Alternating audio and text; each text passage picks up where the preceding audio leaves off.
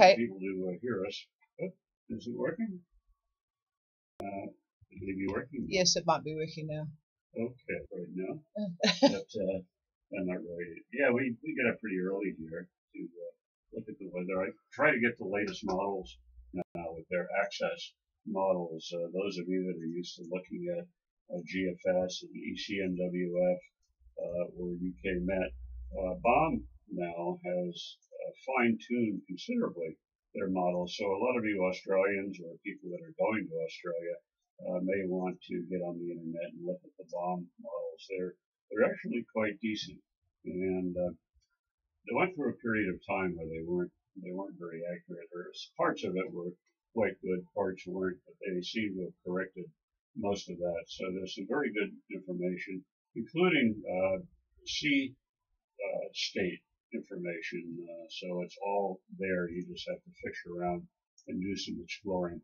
And BOM is also what I use when I'm looking at the ENSO cycle.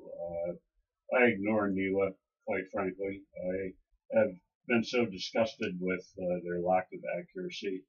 I've just given up on it totally. So when I start to look at data for ENSO, in other words, El Nino, La Nina, I strictly deal with the Darwin Tropical Office in Australia. They know what they're doing, and they've been consistently more correct. And there are, by the way, about 7 to 8 models that are predicting the ENSO cycle, not just one. So it makes it interesting, if not complicated, when you're trying to figure out what the cycles are in. But we are in the neutral area at the moment, so we are on neither El Nino or La Nina. Now, the models, all 7 or 8 of them, are indicating that through most of this coming summer, and there is a lean towards El Nino, as you may have read or heard from reports, but it's not there yet, and if it comes, it probably is going to be quite weak. So that's the story there. The other thing that I look at is, of course, the microwave satellite. So this is the one that's able to determine the actual wind speed and direction. Now these come in swaths of longitude, so I'm not getting the entire Southwest Pacific. Sometimes I don't get anything for our area. It just depends on the satellite pass, the time of the day and the satellite pass. But usually I get 1 or 2 passes for our area, not necessarily where I want them. Today, though, and I'll talk about it in a few minutes, I got a beautiful one that's just north of New Zealand, and it has picked up the subtropical depression. So with that, I could pinpoint exactly where it is, and I could tell you pretty precisely what the winds are. So it's a very, very useful tool. You use that to check the models. Are the real conditions what the models are projecting? And of course, your reports are important for me as well. I like to hear what you're getting. Now, a lot of what you do give me, as you are aware, the data is affected by orographics. You're stuck in a cove somewhere and don't really know what the weather is out in the open water, but that's okay. It still gives me an idea. And your barometric pressure readings are useful. I listen to them, but I don't know how well you've corrected your barometers. So when I do compare them with model output, I just use it as a guide to see if we're fairly close. Okay, it looks like everything is working. I'm going to give it back to the boss, and when she's done, we'll get into the weather. Yes, just a quick correction. I told you to put in square brackets course. I've just checked on YIT, and it's actually square bracket heading. So I just wanted to make sure that I corrected that before we went on with the weather. I did have a struggle getting the streaming going again because it kept telling me it was already going. So I ended up with 2 of them going. So we are, in fact, in operation now. So here's the weather. All right, me again, and good morning. As you know, I always start with the 500 millibar analysis, and I know half the people out there groan But it's important to me, and I think it might be important to you, because the whole object of Gulf Harbor Radio is to try to teach everybody out there a little bit more about the weather than maybe they already knew. And maybe there's some meteorologists out there that know more than me. But the point is that we talk about that level because that's the driver of virtually everything on the surface. It starts really off at the jet stream level, but the real weather makers are the short waves that we talk about. Now, when you look at your models, the models do take into account the 500 millibar projections, and that's part of their initial conditions when they do make model runs. But unless I give you the actuals on the 500 millibar, what they're saying, you're not really going to know what to say when the models go wrong, because all the time that they do go wrong, we hear all kinds of disparaging remarks about the models and whatnot. Why did they do this? Why did they do that? Well, if you look at your 500 millibar, you can see why that model may be off, because where we thought we would have a short wave that would be affecting this area, or an aggressive short wave, we find out that, whoa, it's not even there, or it's not quite there, or it's not as full of spin as we thought it was going to be. And those are the reasons that the model goofed up, because they misinterpreted what was really happening at 500 millibar. So it allows you to have an idea why the models are perhaps wrong. So that's part of the reason I do this. And the other reason, again, is to help you learn when I'm talking about the various aspects of the short waves and long waves and whatnot, what they actually do on the surface. So right now, the 500 millibar short wave is just north of New Zealand, and it's closed off. And I use that expression when the ISO heights, all of the lines that you see on the 500 millibar chart, are actually what the real height is of the 500 millibar level. And when I say that the 500 millibar shortwave is closed off, that means that the ISO heights are doing circles when you look at the chart. So that's what that all means. The center then of that particular circle is near 30 and 178 east. And so when we see this closing off of a shortwave, what happens to the depression that is now underneath it? That depression slows right down, and it sticks almost directly under the closed off shortwave. Excuse me. So, not, hang on. Talk a second. I passed him the water, but then he ignored that and took the can of Coke instead. It's Diet Coke. Diet Coke, folks. I'm trying to lose weight here. It's Diet Coke. Okay, now the shortwave does slow down when it closes off, and that means that the low underneath does the same thing. It basically sticks directly underneath, and it matures, meaning that it goes. Every depression has a life cycle. It starts off as just a little kink in the isobars, and then, as you know, it turns into a rotary cyclonic storm. And when it goes mature, that means it's not going to get any stronger, and it's starting to die at that point, meaning it's starting to fill, and it's going to get absorbed and basically go away. Well, that's where we are now. The storm, the subtropical depression, has matured. Now, that doesn't mean it's weak. That just means it's not getting any stronger. It's still very potent, but it has reached the peak. So, anyhow, that's the story on what happens with a closed-off shortwave. And that, again, is exactly what's happening to the north of us. Now, by midnight tonight, the depression, surface depression, should be near 32 and 179 east. And circling the depression is an occluded front. This is where the cold front is caught up with the warm front. Now, the southwest portion of this curve lies over the eastern edge of the North Island. and it is over Gulf Harbor Radio, and it's also over Opua. Now this occlusion extends all the way to Tonga. It goes to Fiji, and it continues on as a trough just to the east of northern Vanuatu, although a lot of Vanuatu is being affected by this trough as well.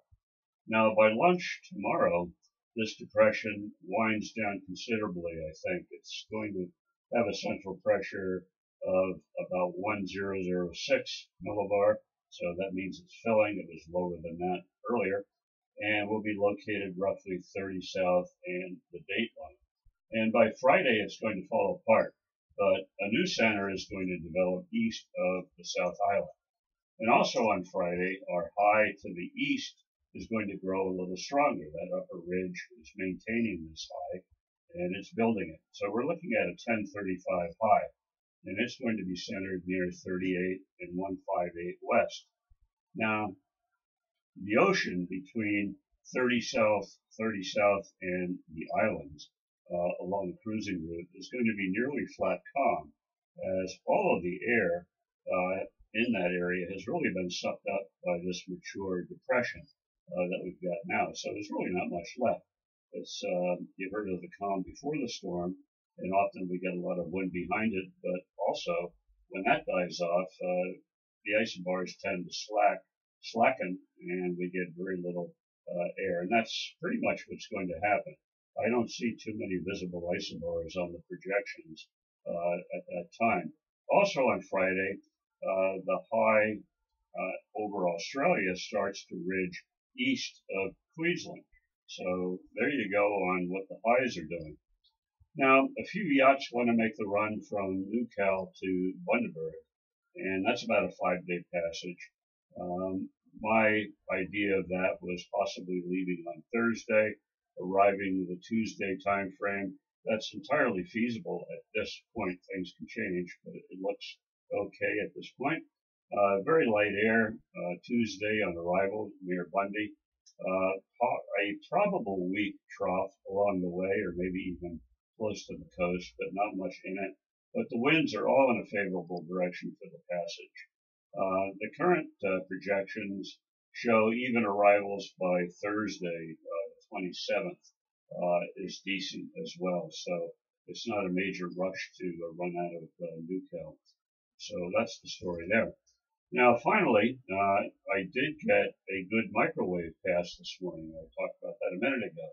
And I've got a beautiful swath from this microwave. And now I'm able to see exactly what is in this subtropical depression and where it is. I can pinpoint it. It's located at 32 and 175, and it's spinning merrily around. And the winds there are 35 to 40 gusts to 50.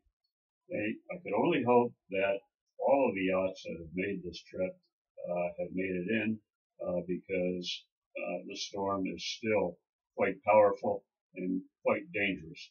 So all the boats that we've talked to or in contact with, radio or email, have made it in. Except but for there's we don't know about Rockland. one boat we don't know about, but there are others that tend to make the passage that we don't know about. So hopefully they are in. And another reason that you don't dilly-dally, I talked about this window about Sunday being the arrival day is the perfect day. Well, a lot of you didn't make it then. You made it by Tuesday, and that's just in the nick of time, because if you were coming in today, you would not be having a good time. And the reason for that, Colville as an example, the Marsden Cove area, Whangarei, we're under gale warnings, southeast winds 40 knots there. They'll be easing to 30 a little bit later on. And we've got a northeast swell of 3 to 4 meters offshore, and it's still raining, and there's obviously poor visibility when that happens. Up in the Opua area, they're getting southeast 30, and that'll be easing as well as the depression starts to wind down. So you can see this thing was no joke. All right, up to the islands now, where the effects of this depression have affected nearly everyone. Tonga has cloud and showers as the trough axis is nearly upon the group. Cloud and showers will be today's theme for Tonga. Tonga Met has issued a strong wind warning for Vavau, the Hapais, and Tonga Tapu for northeast to east winds 20 to 25 knots, rising to 30. Expect rough seas, and there will be a moderate easterly swell rolling in. Poor visibility in areas of heavy rain, obviously, so moving around is a bit hazardous, mainly because of that. Things should ease a bit tomorrow, but light troughing could continue tomorrow. We'll see what happens. Fiji is also being affected by the trough, so expect cloud and showers for much of the group. We're looking at the loop right now, and we can see there are areas where there's blue sky, but and some breaks, obviously. But right behind that, we've got a heavy area of cloud that's moving from west to east. So more is coming. Rotuma is also affected. They have their very own trough as well. Winds, though, aren't too bad for all of Fiji. For the eastern two-thirds of the group, expect light to moderate northeasterlies, but toward the west, east to southeast. All in, I don't know, maybe the 10 to 15 knot range, roughly, maybe 15 to 20 in some areas. And of course, if you're under one of these big clouds, the downflow is obviously going to be higher. And why is it higher? Because the winds up at cloud level, which could be 800 millibar, 700 millibar, that's 5,000 feet to 10,000 feet. Those winds are always stronger than what's at the surface. And when the rain falls, those winds follow, and you're getting the wind from that level rushing down to replace the air that's being displaced by the falling rain. So that's why you get the gusts. Tomorrow, expect east to southeast virtually everywhere there in Fiji. Light to moderate, 10 to 15 for the Lau and Koro Sea, and 15 to 20 for Vatui Rock Pass and southwest Fiji, Lebu, and probably Kindavu as well. Over to Vanuatu, they don't escape the trough either. Satellite imagery shows cloud over most of the group traveling northwest to southeast. The loop does show Anishim starting to clear, so hopefully the band is going to start to clear off for most of Vanuatu. But the northern areas may get stuck with cloud and isolated showers for a little bit longer, maybe even into tomorrow. Winds by lunch today, mostly southeast to 20, lighter air north of Santo. Tomorrow, east-southeast 15 to 20 for most of the group. And finally, New Caledonia, they are the only bright spot in our islands this morning. No trough. I almost made it. No trough, just scattered cloud. Southeast winds about 10 to 15. Tomorrow, sunny, few clouds, light air, easterlies, some areas variable, 10 knots or less, nice weather. In fact, a great couple of days to explore the lagoon or the bakeries. And that's it for me. Any questions, comments, come now. And here is Patricia. All right, and we still have, I'm going to get hold of Spark today. That's our telecom people. I'm sick of this problem that we have on and off. Well, it's light rain. I've just got the report in from Whistler. Light rain at Port General, so it's hit there first, as it would. And it sounds like Obsession don't have the rain up there. Let's just have a look. Where are they? They did tell me Yandua. That's right, Yandua. And they've got 15 knots, 10 to 15, 60% cloud in a timing bar 1012. So it sounds pretty nice up the top there. I was actually distracted because I was reading about the fact that in the United States they are now getting a new Army fitness test. So this is going to cause David to do a bit more work, because there is now not going to be a age-specific scoring system. Evidently, as you aged over there, you had slightly less requirements. So all these people that were going to get recommissioned in their older age had slightly less requirements. So Now it's all going to be one and the same. So if you're not fit enough, you're not needed. We'll weed them out. That will weed them out, won't it? All right, that's about it from here. Is there anybody with any questions? There's a couple there. I heard the words Toranui and Pilgrim. Pilgrim, I think it was you, Ron. Go ahead.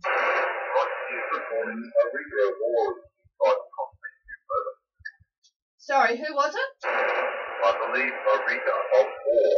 Oh, Cyrena of Or. Thank you for that. Yes, I always have a bit of a struggle with Eric's call. Go ahead, and if I can't hear you, Eric, we'll get a relay, hopefully, from Ron on Pilgrim. Go ahead. Please can't hear a damn thing.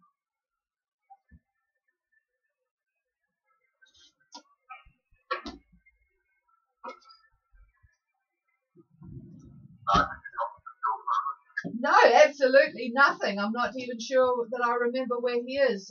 Go ahead, Ron.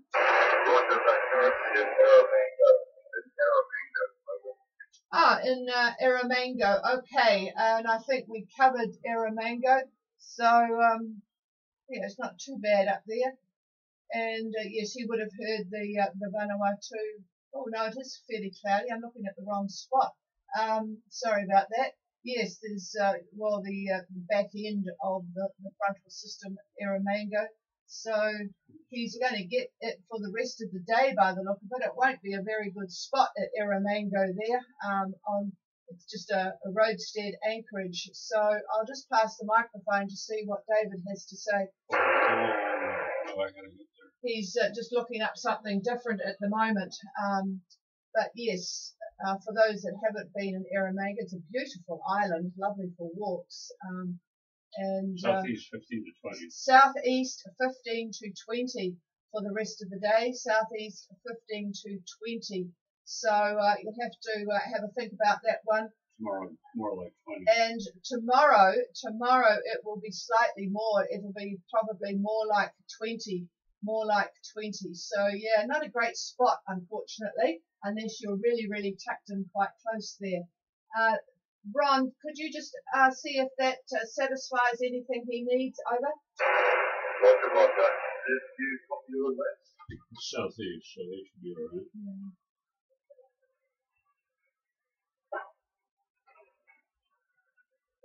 Roger.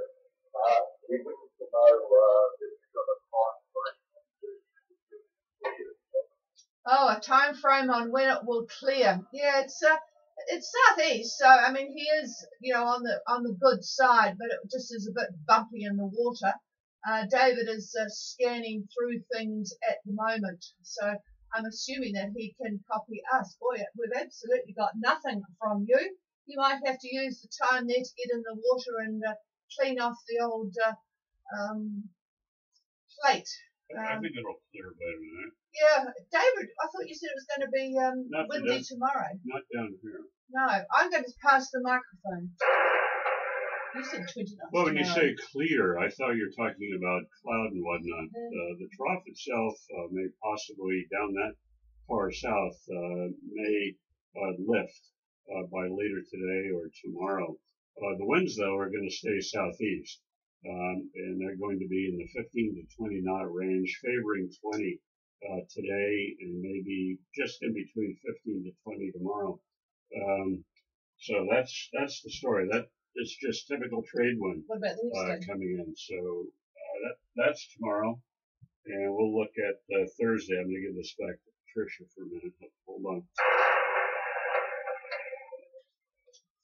Yes, you certainly wouldn't want to be here either. It's not very pleasant looking out my window. My poor irises are swaying in the breeze. It's obviously picked up from the 8 knots that it was earlier in the day. Oh, we had this beautiful weather. And in fact, it's warm enough at 16, but boy, it's just grey and miserable. It doesn't encourage you to go out at all. Friday, 15 knots. Friday, 15 knots, and I guess that's obviously 10 to 15. 10 to 15. So, yeah, if you're patient, then it will be a little bit slowly come down by the end of the week. So, yeah, I'm not sure. It just depends on how comfortable you feel there. Thanks, Ron. Whereabouts are you guys at the moment?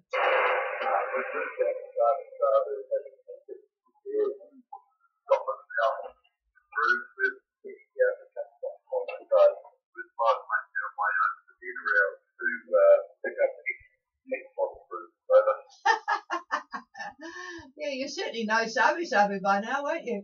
You'll be able to give a lecture on restaurants and things. All right, yep. All right, well, you've certainly had a busy season. Okay, thank you for the relay. And is there anybody else before we leave you to the frequency? Yeah, good signal from you. Go ahead, Graham.